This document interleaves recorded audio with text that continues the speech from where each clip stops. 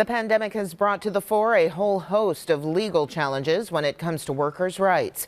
The most recent capturing headlines this week, the convoy of truckers and their supporters protesting COVID-19 mandates, specifically one that would require cross-border truckers to be double vaxxed in order to avoid quarantine. But for those not in compliance with that federal mandate, what legal rights do they have? Employment lawyer Lior Samfiru is here to weigh in on this and other employment news. Good morning, Lior. Thanks for joining us.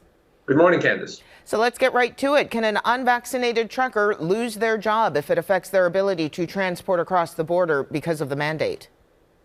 So with this mandate that has been created, the effect of that is that a trucker now is not able to do their job. They're not able to properly cross the border, deliver their load and come back. And because of that, an employer is faced with a dilemma. I have a worker that can't do their job. So what happens in that situation, given the fact that it's not the employer's fault, it's not the employer making a decision to not have the employee work, that employer is able to terminate the trucker without any compensation for not being able to do the job. We often refer to this also as frustration of contract. So for these truckers, it is bad news because in your normal situations, you will get compensated. Right now, in this particular situation, you can lose your job, no compensation. Obviously, that's not very good.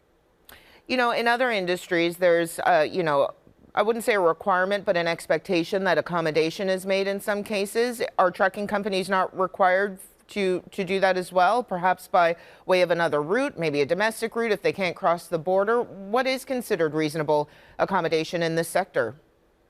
So a trucking company or an employer generally is not required to change the job to accommodate an employee's vaccination status. Now, where a trucker doesn't often drive cross-border, they mostly drive within the border, then an employer is expected to work with them to make it happen so that they don't have to cross the border anymore. But where it's a real and fundamental term of employment that you cross the border, you're the guy that crosses the border.